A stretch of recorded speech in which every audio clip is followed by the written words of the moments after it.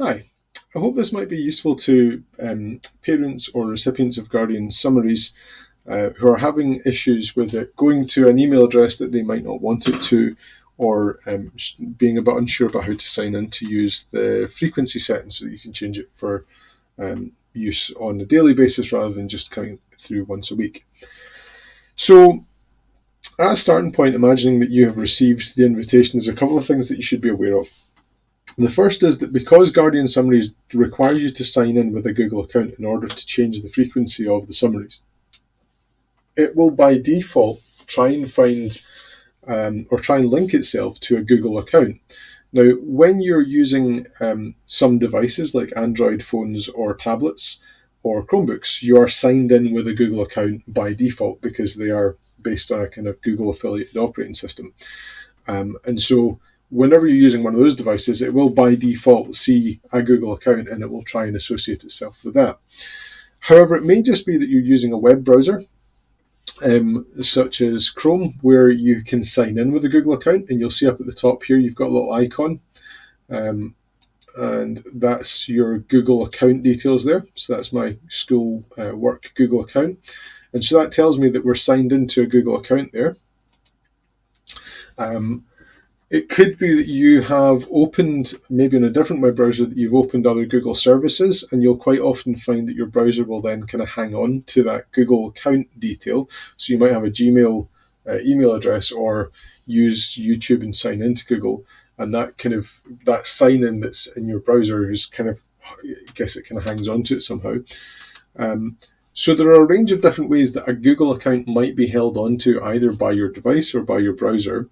And when you click on the accept button, it looks for that account and will try and link itself to whatever Google account it sees as active. Now that raises an issue if, for example, you have a Google work account that you use for your work, and you don't want your Guardian summaries to be linked to that email address. It could even be that you have a Google account that you use to create your device or to set up your device from a Gmail address, but that's not the account that you want things to go to, or that you want them to go to a different Gmail account.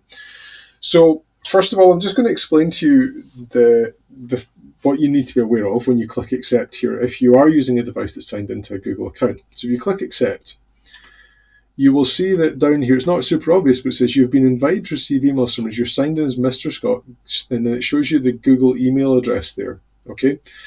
So if that email address that comes up there is not the one that you want associated with your Guardian summaries, you need to do one of two things. One is that you click switch account, and I'm not going to do that because it will come up in my personal Google account, which I don't really want to show in the video. But if you click on that, it will come up with a list of any other Google accounts that are used on that device or that it recognizes are linked. So it might be that you have a personal Google account instead of a work one that you want to choose. And if you click switch account at this stage, you'll be able to select your personal Gmail account. It might not even be a Gmail account. You can create a Google account, which is not a Gmail email address. You can simply go to create a Google account on Google. You'll find it'll take you, the first link will take you to the right place pretty much. And on there, you can create a Google account that's just linked to an existing email address. So say you have a BT Internet or a Yahoo email address that you use. You can create a Google account linked to that email address and just use that for Google services like, for example, signing into YouTube or getting your classroom summaries. But in any case, if you switch account, that allows you to choose which Google account you're going to link rather than just using whichever one is picked up by default. So that's the first thing to be aware of. If that's coming up with a Google account there, the other thing you might want to be aware of is if you use a shared device like a computer at home that somebody else uses, they might be signed into the Chrome browser and you might not realize, and so it will accidentally pick up their Google account. So again, you need to be quite cautious of that.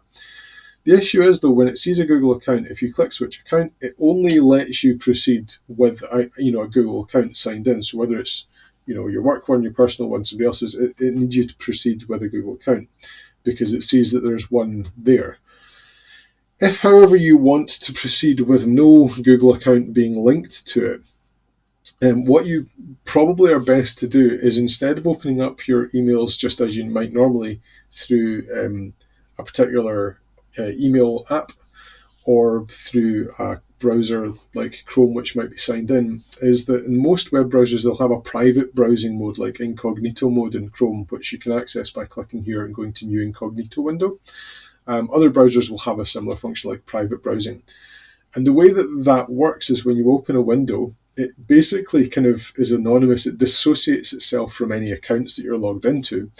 And so instead of accepting here, if you want it just to go to that email address, say your yahoo.com email address, and you don't want it to link to a Google account, what you need to do is open up your email account in an incognito window, which I've done here. So it's the same, but it's incognito. So it no longer knows or has a Google account linked to it. And when I click accept, the difference this time is it just says Google Classroom invitation accepted. You'll now receive weekly email summaries to this email address. So you'll see this is not my Google email address. This is my School Glow one. And because I wasn't signed in on a device that had any kind of Google accounts attached to it in any way, it doesn't try and send them to Google. It just will now direct them to that email address. It does still at this stage give you the option to create an account, a Google account, or sign in with a Google account, but it doesn't take you through the default of assuming that that's what you want. It's a bit of an awkward way of doing things. I'm sure they could have probably made that an option, in both cases, but it is what it is. So that's just how it's set up. The thing you have to also be kind of conscious of, though, is if you use an email address, so you might have an email address with your own business domain, for example. If that email address is I can't remember quite which way around it goes, but either if a Google Gmail account is a backup email address, because most people have in an email account, they have a backup email address, which they can use to get back into an email account if they get locked out for whatever reason. So if a Google account is linked as a backup email address, or vice versa, if that email address I think is linked as a backup with a Google account, it sees that link, or it finds that link, and will quite often you'll see when people have accepted an invitation to an email account, it will send those it'll send those Google Classroom summaries onto the other Google account that's kind of linked to that email address. I don't have a method of checking that because I don't have another email address that I can, that's comparable. But if you're having that issue, I would say to try this approach, or alternatively to see if you can just create a Google account that's based on that email address, so that instead of using your, say I've got something at mrscott.com, instead of using an old Gmail account that you used as a backup email address and linking to that, what it will do if you go onto Google and use your Mr. Scott at mrscott.com email address as the email address for your Google account. So you can create, as I'd explained before, a Google account which is just linked to a non-Google email address. If you do that, when you go to the accept option, you should be able to choose to switch account and make it the account that's linked to that email address. And my understanding is, in that circumstance, it will direct emails or the Guardian summaries to the email address, because that's the at mrscott.com email address. That's the one that's linked to that Google account. It's a kind of an awkward thing to explain without being able to visualize and show you, because I don't have an example in order to do that, but that's just kind of what I've been able to pick up in the past. As I mentioned previously, quite often people get a bit confused when they're using an Android device because they don't realize it's signed in as a Google account. It might even be a family member's device. So that's another common one. So you just need to be really cautious when you're at that stage.